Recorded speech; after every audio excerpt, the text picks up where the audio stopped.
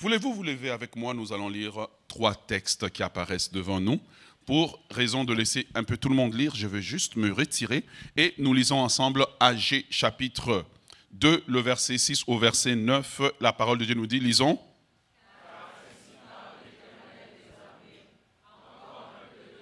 Et j'ébranlerai les cieux et la terre, la mer et le sec. J'ébranlerai toutes les nations.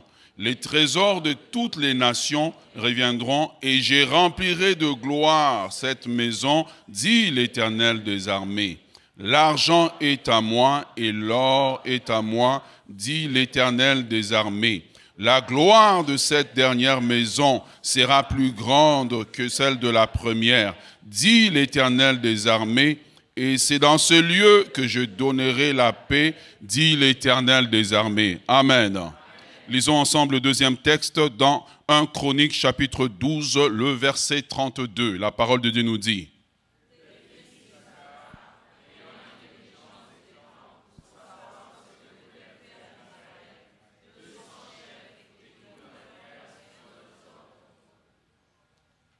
Matthieu chapitre 16, le verset 1 à 4, un texte bien connu. J'aimerais que nous puissions le lire ensemble d'un seul accord, étant convaincus que ce que nous lisons, ce ne sont pas des fables et des fabrications, des mythes, mais c'est bien la parole de Dieu, vivante, efficace, capable de trancher, de séparer moelle jointure, d'emmener la vie, croyant qu'à la lecture de la parole de Dieu, des vies sont transformées, des démons sortent, des maladies sortent des corps, il y a la délivrance, il y a la guérison, juste à la lecture de la parole de Dieu. Lisons ensemble.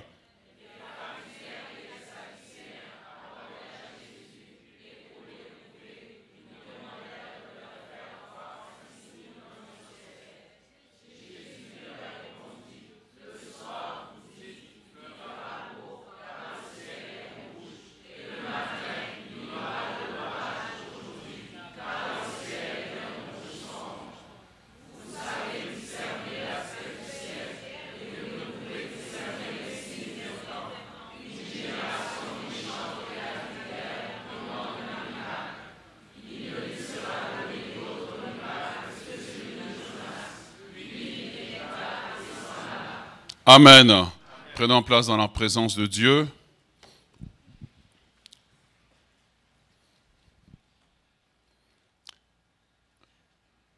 Il y a quelque temps, en fait, je devais aller en Europe et je savais que je devais revenir. Et je savais que quand j'allais revenir ici, la saison aura changé. Et donc, sachant que la saison allait changer, je ne suis pas parti comme ça, je suis parti et puis j'ai pris un manteau, parce que je savais que quand j'allais revenir, la température aurait changé et je ne serais pas adapté à la saison qui vient. Dans cette même vague, dans cette même compréhension, il y a quelque chose que le Seigneur essaye d'adresser à l'Église, que le Seigneur essaye d'adresser à la citadelle. Et je prie que Dieu me donne les mots justes pour pouvoir parler. Nous, en tant que peuple, en tant qu'assemblée, nous avons été habitués à un certain type d'enseignement. Et l'enseignement produit le peuple, l'enseignement produit la nation, l'enseignement produit la compréhension, et l'enseignement produit des résultats. Jésus est en train de parler aux pharisiens qui l'écoutaient. Et ce que j'aime, c'est qu'après ça, il s'en alla. Donc c'est un message qui est resté sans conclusion, parce qu'il n'y a pas de conclusion. Mais dans cette série, Game Over, Dieu veut nous parler. Vous savez, beaucoup d'entre nous, nous sommes habitués aux médias sociaux. Et à l'ère des médias sociaux, il y a plusieurs choses qui se passent. Il y a toutes sortes de vidéos qui se passent que vous avez regardées. Et si on regarde beaucoup de vidéos que les gens regardent, on regarde le monde, on a l'impression que ce sont les Illuminati qui dirigent. On a l'impression que ce sont les francs-maçons qui dirigent. Si on suit juste ce qu'on regarde, on a l'impression en fait que le diable est en fait en train de prendre le terrain, en train de prendre de l'avance. Et on a l'impression, on nous fait croire que l'Église est en train de mourir. Mais ce n'est pas la vérité. Parce que toute information qui nous est donnée dans une perspective de produire une certaine vision du monde, une certaine croyance. Par exemple, présentement, il y a beaucoup de réveils qui éclatent dans les universités aux États-Unis. Ils ne vont jamais les passer sur les médias sociaux. Oh yeah. Il y a un réveil présentement en Inde. On ne va jamais le passer sur les médias sociaux ou les passer à la télévision. Le diable ne fera pas la publicité de Dieu. Et donc, notre lecture de la vie et de ce qui se passe, elle est biaisée parce que notre source d'information est polluée. Elle est polluée parce que l'Église d'aujourd'hui n'est pas comme les fils d'Isaacar. La Bible nous dit qu'il y avait les fils d'Isaacar qui avaient la connaissance des temps et des saisons. C'est qu'ils connaissaient déterminer leur comportement. C'est qu'ils connaissaient déterminer aussi la direction qu'ils allaient prendre. Et lorsqu'on parle des signes des temps, c'est l'un des domaines dans lesquels les églises sont ignorantes. Et parce qu'elles ignorent, elles ne peuvent pas être victorieuses ou anticiper ce qui va arriver. Et dans ce message de ce matin, Game over veut dire simplement, qui ici a joué aux échecs quand il était jeune? Ou qui joue aux échecs? Levez la main bien haut. Ça, c'est quelque chose que j'aurais voulu apprendre. Mais levez la main, c'est quoi? J'ai vu un enfant qui lève la main. Bon, qui a joué aux dames? Ah, les années 80, levez la main bien haut. Voilà. Et vous savez, ce sont des jeux de stratégie. Lorsque tu joues avec quelqu'un, lorsque tu es un bon joueur, tu vas voir que tu joues avec quelqu'un qui a l'impression qu'il est en train de gagner. Et donc, quand tu es un bon joueur, ton but, c'est de lui donner l'impression qu'il gagne. Et toi, en un seul mouvement, pouvoir juste déplacer le moins de pions possible. Et si tu es aux échecs, tu lui diras échec et mat. Si tu joues aux dames, comment on dit? Il n'y a pas échec et mat aux dames. Voilà, si tu joues aux dames, tu sauras simplement que, voilà, tu as, comme on dit chez nous au Congo, on dit tu as damé le pion. Donc tu es en train de gagner, mais en fait, tu ne te rends pas compte que à ta stratégie, il y a une stratégie supérieure. J'aimerais commencer ce matin par affirmer que qu'importe ce que vous voyez dans les médias sociaux, qu'importe ce que vous voyez dans le monde, il y a une stratégie supérieure, il y a un game over que le Seigneur Jésus fera à un moment donné au royaume de Satan. Que le diable n'est pas vraiment en contrôle. Un temps lui a été accordé. Les francs-maçons ne sont pas en contrôle. Un temps leur a été accordé. Les rosicruciens ne sont pas en contrôle. Un temps leur a été accordé. Ah yes, les Ougans ne sont pas en contrôle. Un temps leur a été accordé. Est-ce que tu es avec moi? Et là, c'est là que tu commences à comprendre que lorsque ce temps leur est accordé, ils ont l'impression qu'ils sont en train de régner, mais en réalité, Satan ne règne pas. Un temps lui a été accordé. J'aimerais parler à quiconque est en train de vouloir diriger ta vie.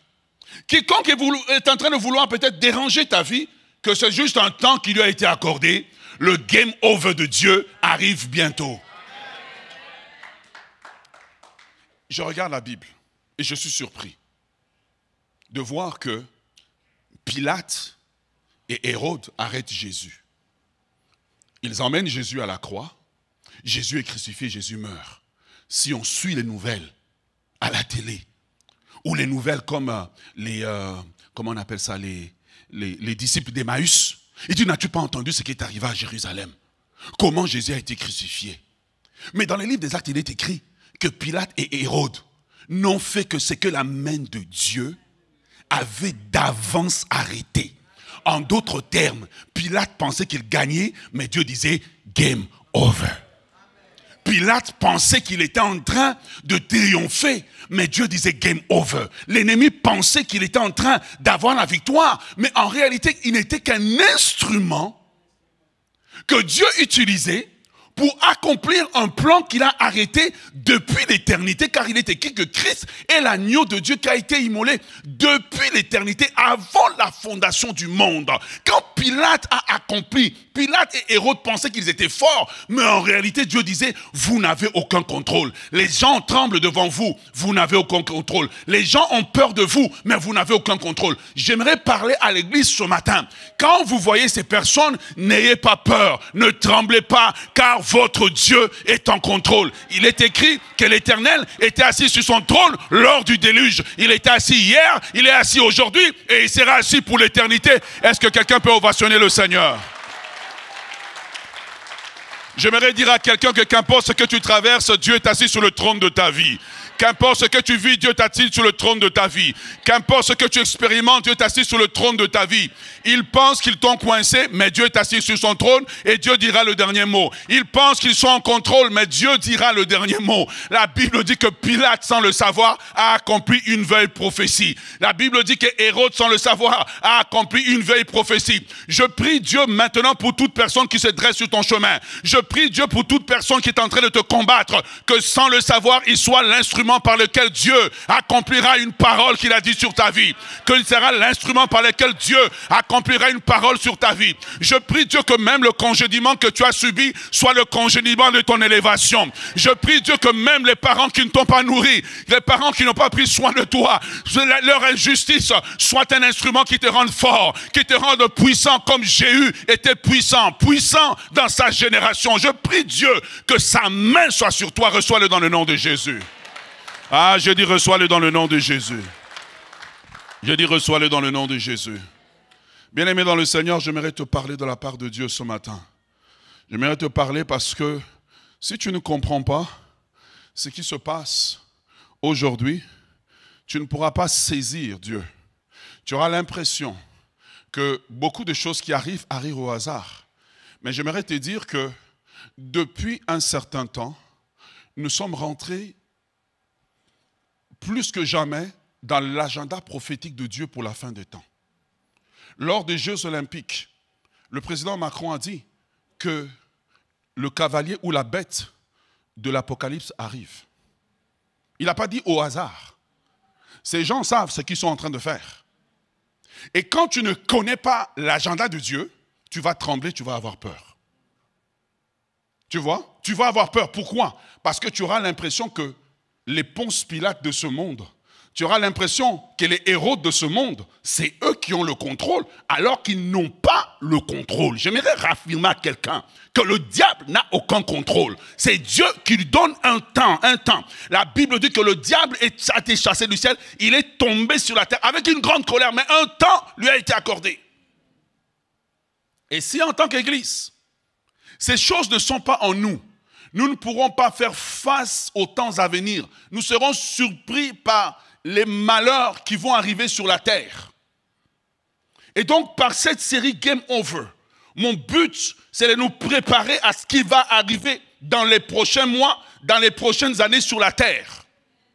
Mon but, c'est de nous préparer au retour de Christ, de nous préparer à l'enlèvement de l'Église, de nous préparer à la rencontre de l'époux, car nous sommes l'épouse. Le but n'est pas simplement de nous parler des choses de la terre, mais de nous préparer, car c'est l'heure où l'épouse doit se préparer pour la rencontre de l'époux. Est-ce que tu es avec moi? Bien-aimé dans le Seigneur, Jésus dit, il dit que vous savez discerner les signes des temps. De la même façon que je suis parti, je savais que je reviens, je dois avoir un manteau. Vous savez discerner les signes des temps, mais vous ne savez pas discerner les saisons, mais vous ne savez pas discerner les signes des temps. Le grand problème de l'Église, c'est non seulement l'ignorance des signes de temps, que l'Église ne sait pas lire les signes de temps, mais l'autre problème, c'est que nous avons même peur de ces signes des temps. Donc mon but ici n'est pas de vous effrayer, mais de vous rassurer qu'au travers de tout ce qui va arriver, l'épouse de Christ plus que belle, plus que triomphante. L'épouse de Christ sera prête pour l'enlèvement. L'épouse de Christ sera prête pour la rencontre de l'époux. Nous ne venons pas simplement à l'église pour chanter, pour danser, mais pour nous préparer à la rencontre de l'époux. Il est écrit dans l'Apocalypse que l'esprit et l'épouse disent « Viens, Seigneur Jésus ». Le cri de notre cœur doit être « Maranatha ». Viens, Seigneur Jésus, viens. Mais en attendant ces moments, Dieu dit que nous sommes rentrés dans la saison Agée chapitre 2, le verset 6 à 9 que nous avons lu, où Dieu dit « J'ébranlerai la terre ». Remettez-moi le texte si cela est possible. Agée chapitre 2, le verset 6 à 9. Dieu dit « J'ébranlerai toutes les nations ». Quand vous regardez la terre aujourd'hui, vous avez l'impression que les choses arrivent séparément. Vous avez l'impression que les choses arrivent séparément, mais si tu regardes bien, il y a une main. Dieu n'a pas dit que le diable va ébranler. Je vous ai dit que le diable n'a aucun contrôle. Non, le diable n'a aucun contrôle. Les loges n'ont aucun contrôle. Dieu dit, j'ébranlerai. C'est Dieu qui ébranle.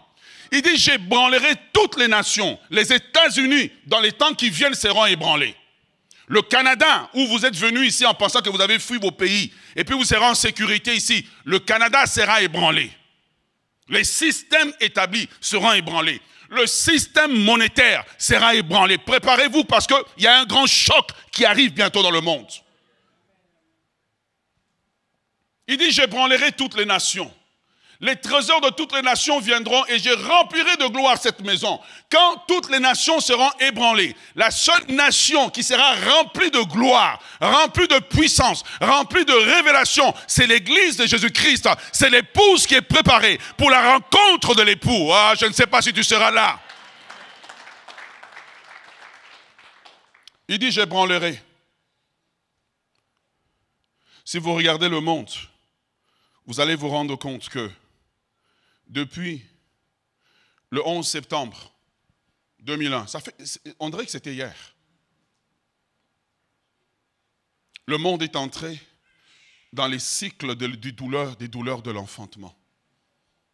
Depuis le 11 septembre, le monde est entré dans les cycles des douleurs de l'enfantement.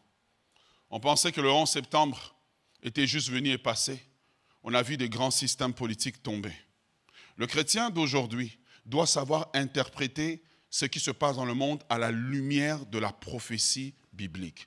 Nous ne pouvons plus ignorer ce que la Bible dit.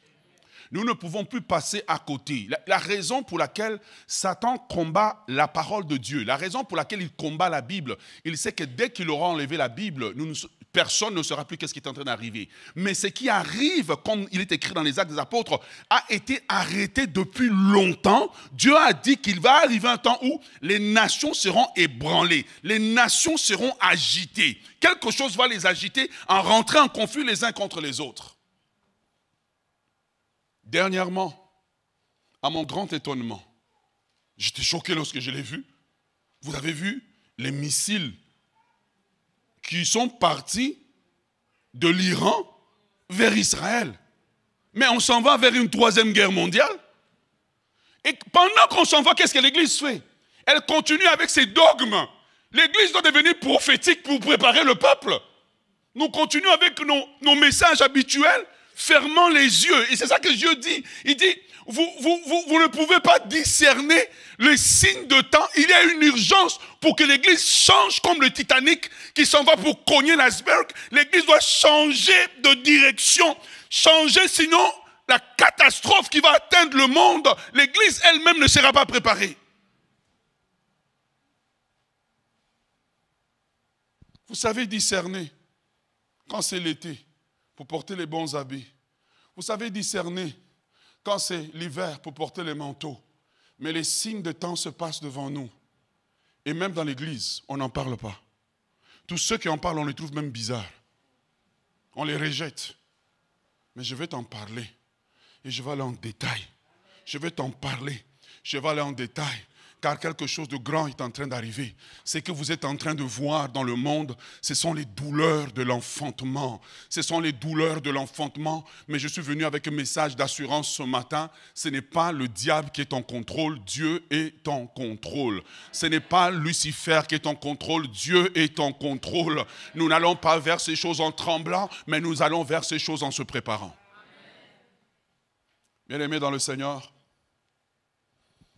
en 2020, on a vu le commencement des nations qui étaient ébranlées. On a vu la Covid arriver. La Covid, vous pouvez me sortir toutes les théories, c'est venu dans le laboratoire, c'est venu ici. Rien ne peut arriver si Dieu ne le permet pas. Tu vois, dans notre subconscient, on a l'impression que c'est le diable qui contrôle. Dieu dit, j'ébranlerai les nations sûres d'elles, comme les États-Unis, le Canada, le G7, le G9, ébranlés par Dieu. Regarde, tu vois, on a vu la Covid arriver et on a vu le monde entier s'arrêter. On n'avait jamais vu des choses comme ça avant. Le monde s'arrêtait littéralement et personne ne sachant où aller. Quelqu'un me posera la question, mais pourquoi ces choses arrivent? Premièrement, Dieu veut montrer aux hommes qui n'ont aucun contrôle. Deuxièmement, Dieu veut attirer l'attention des hommes en disant, vous vous confiez dans des choses pour lesquelles vous n'avez aucune maîtrise. Dieu veut par là tourner le cœur de maximum de gens pour être sauvés. Et Dieu utilise parfois la douleur pour réveiller les gens, pour leur montrer que vous vous confiez dans des choses inutiles. Troisièmement, Dieu veut montrer que le diable n'a aucun pouvoir. Donc, venir à l'église ne doit plus être seulement, on vient pour faire des rituels, des dogmes, chants d'adoration, chants de louange, offrandes, on s'en va. Non, non, non, non, non, non. Venir à l'église à partir de maintenant doit être une préparation de l'époux, de l'épouse pour rencontrer l'époux. Doit être maintenant une préparation. Il faut préparer le peuple. Il faut préparer l'église. Sinon, vous allez rater l'enlèvement et vous ne serez pas prêts pour les temps difficiles qui viendront sur la terre. Est-ce que tu es avec moi?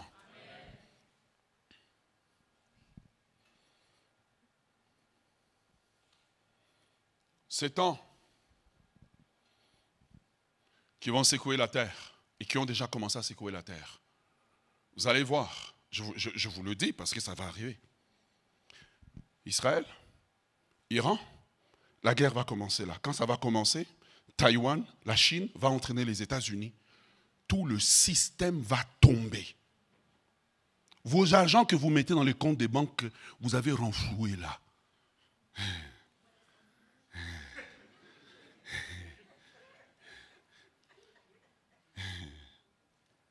Je vais vous conseiller. Je vais te conseiller. Si je serais toi, je ferais ce que tu penses là. J'irai acheter des denrées non périssables, des riz. It's coming! And the church is sleeping. Des denrées non périssables. Quand tu commences à regarder cette perspective, tu commences à te rendre compte qu'en fait, que la parole de Dieu, c'est qu'elle dit, c'est en train de s'accomplir.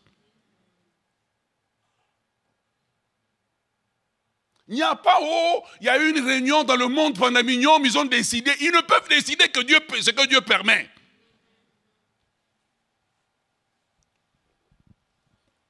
Le dollar va tomber, je vous le dis.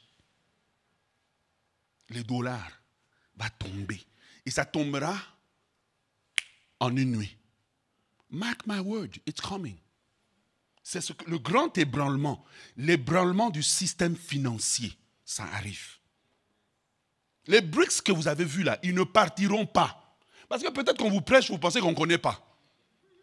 Maintenant, on va t'aider. Les BRICS, ils vont combattre le dollar jusqu'à un point où nous allons tomber dans une société sans monnaie. Cashless society.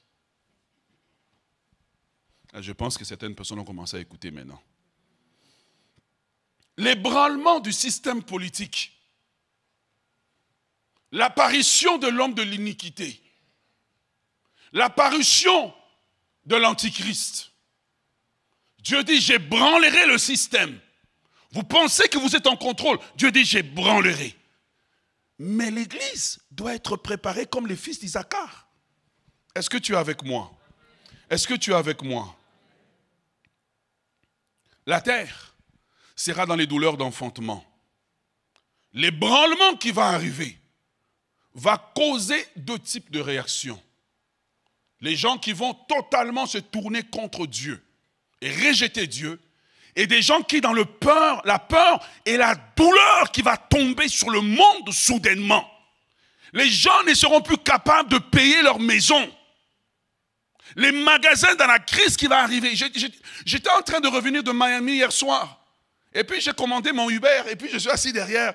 Le monsieur qui me conduit, c'est un hispanique, et il me raconte une histoire comme ça sans savoir mon message. Il me dit que dernièrement, au port de Miami, eh bien, les employés du port, ils ont décidé de faire grève. Et quand ils ont décidé de faire grève, eh bien, tous les bateaux qui venaient maintenant étaient stationnés au port et ne pouvaient pas rentrer. Mais moi, dans ma tête, je me dis, mais ça, c'est la création d'une inflation, d'une crise. Et les gens ont paniqué. Quand ils sont paniqués, ils sont partis à l'endroit où vous alliez pendant la Covid. Ils ont tous couru chez Costco. Et vous savez qu'est-ce qu'ils font à ce moment-là? Ils ont acheté tout ce qu'ils pouvaient. Ce que vous avez vu pendant la pandémie est en train de revenir à grands pas. Je suis venu pour avertir le peuple de Dieu. Les magasins n'auront plus de stock. Les fruits que vous mangez, il n'y aura plus. D'ailleurs, les fruits sont de plus en plus rares aujourd'hui. La plupart des fruits, c'est des fruits qui ont été travaillés parce qu'on travaille à tuer en fait le fruit naturel.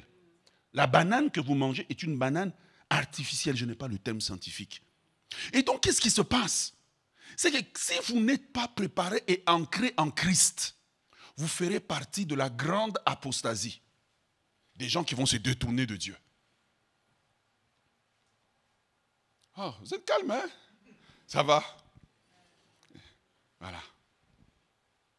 Je n'ai pas le temps devant moi, donc j'essaie de me... Ok, c'est bon, on est dans le bon.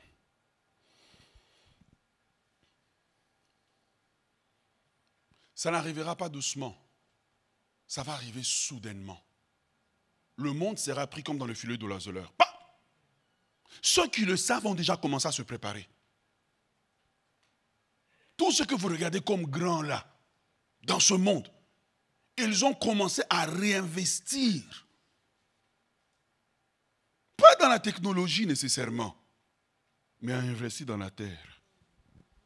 Regarde. Est-ce que tu es avec moi?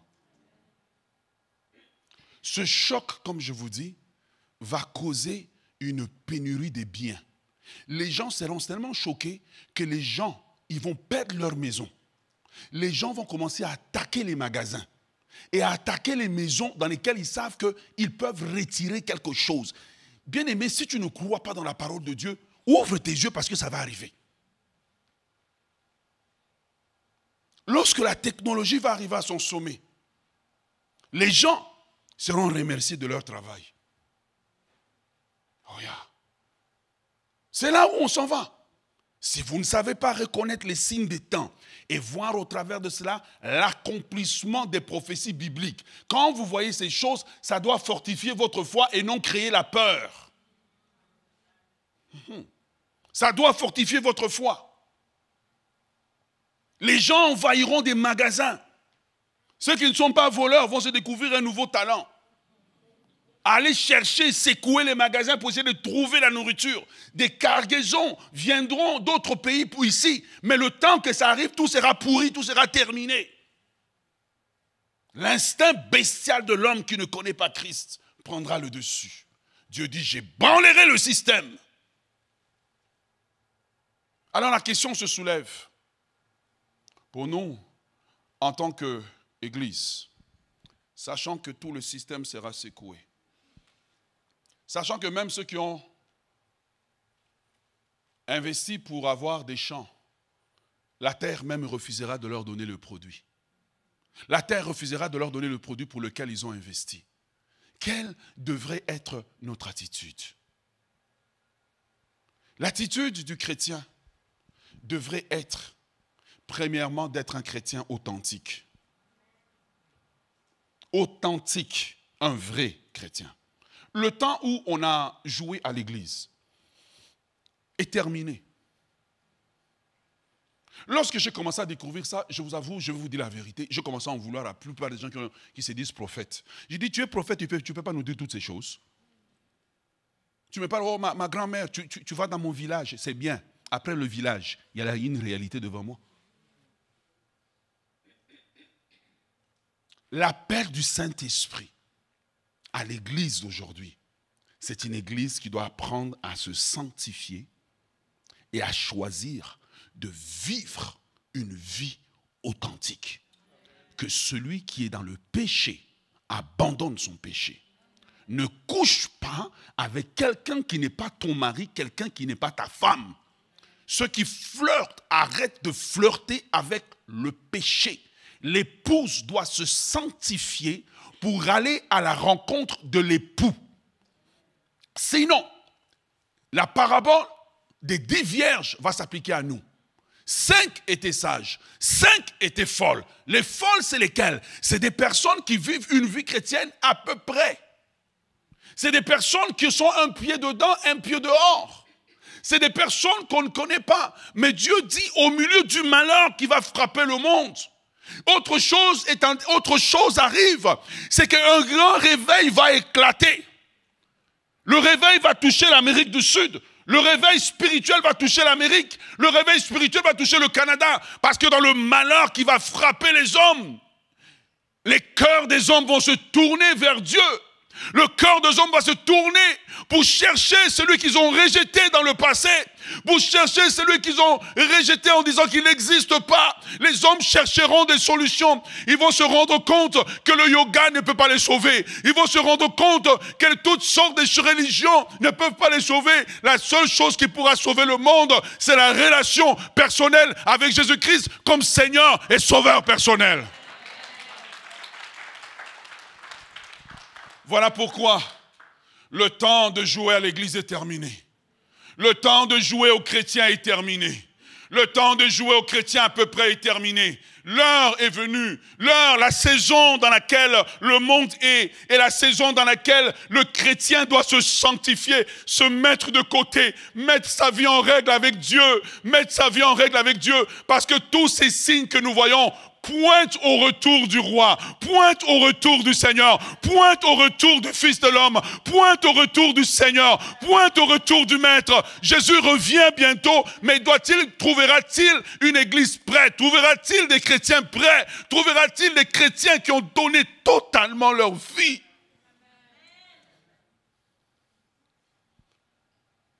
Dans tous les malheurs qui sont arrivés, Pilate pensait qu'il avait le contrôle.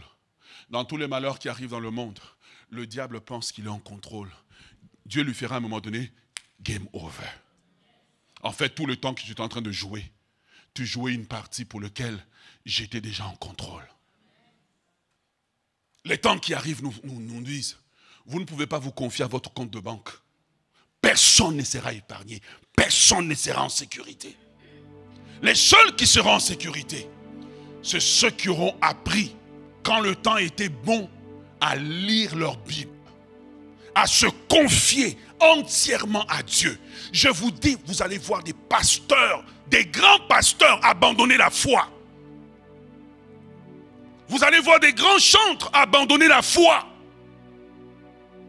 Parce que les douleurs de l'enfantement seront telles que si tu ne l'as pas connu, si tu ne l'as pas expérimenté personnellement, tu te diras comment un Dieu bon peut permettre tant de choses qui arrivent. Les famines vont augmenter sur la terre. Les douleurs vont augmenter. Les épidémies vont augmenter. Les pandémies vont augmenter. Ils chercheront des médicaments. Ils ne trouveront pas les médicaments. Mais au milieu de ce malheur, il y aura un peuple qui sera comme Israël en Égypte. La Bible dit que quand le malheur a frappé l'Égypte, dans le camp d'Israël, il n'y avait même pas un chien qui remuerait sa queue. Parce qu'au milieu de ce malheur, il y aura un peuple qui aura appris à se confier en Dieu. Au milieu de tout ce qui va frapper le monde, il y aura un peuple qui aura appris à se confier en Dieu. Il y aura un peuple qui aura appris à compter sur Christ, à s'attendre au Seigneur. Il y aura un peuple qui aura appris dans la bonne saison à marcher dans le surnaturel de Dieu, à prier pour que les malades soient guéris, à annoncer la bonne nouvelle de l'évangile.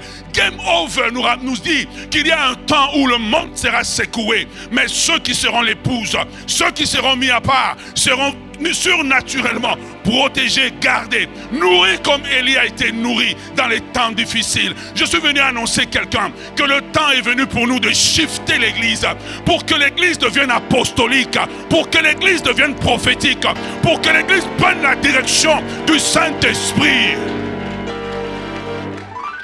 Le temps est venu pour nous.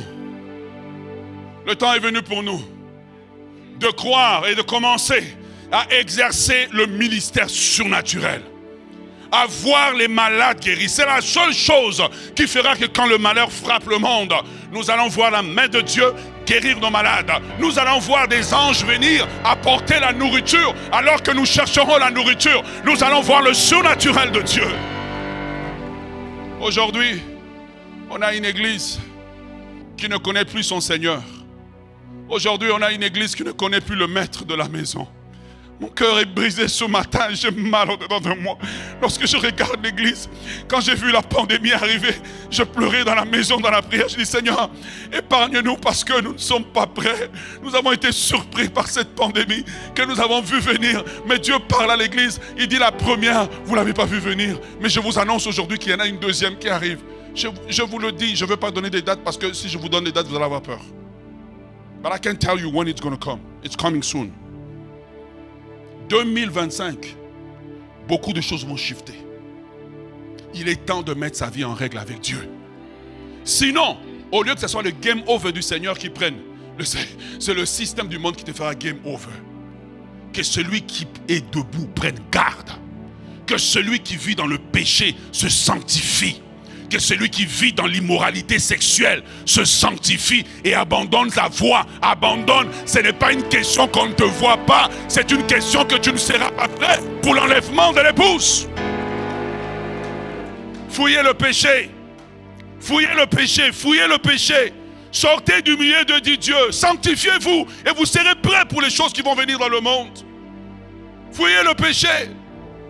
Fouillez le péché, fouillez les querelles inutiles, ceux pour lesquels vous vous disputez aujourd'hui. Vous vous rendez compte que ce n'était pas important, ça ne vous a pas préparé pour les malheurs qui vont tomber sur la terre. Il y a un game over qui arrive bientôt sur la société, mais au-dessus de ce game over, il y a le game over que Dieu fera au système de ce monde, au système de Satan, que Dieu fera. Au moment où ils pensent qu'ils ont tué l'église, soudainement l'église va, on a monté en haut, on a monté à la rencontre du Seigneur, on a monté à la rencontre de l'époux, on a monté à la rencontre du Maître. Il est temps d'arrêter d'être des chrétiens nominaux, les chrétiens du dimanche, les chrétiens qui ne connaissent pas la présence de Dieu, les chrétiens qui sont devenus tellement importants que tout message qu'on leur dit, il faut les flatter, il faut les caresser dans le sens du poil. On ne peut plus rien leur dire. Ils sont devenus importants, ils sont importants dans la vie, ils sont des messieurs, des madames avec des titres, donc il ne faut plus leur dire. Je suis venu ce matin comme le messager de Dieu, tremblant devant vous, pour vous dire, Église, prépare-toi. Église, prépare-toi. Citadelle, prépare-toi. Prépare-toi. Shiftons dans deux choses. Shiftons dans le surnaturel. Shiftons dans le surnaturel et shiftons dans l'apostolique. Parce qu'il y a une grande moisson d'âmes qui se prépare. Il y a une grande moisson d'âmes qui se prépare. Ce n'est pas simplement venir à l'église, mais c'est se préparer. Je ne sais pas si vous connaissez ce chant. Days of Elijah. Voici il vient monter sur les nuées, chevauchant les nuées, au son de la trompette, élevez vos mains. Dimanche prochain, je veux ce chant-là.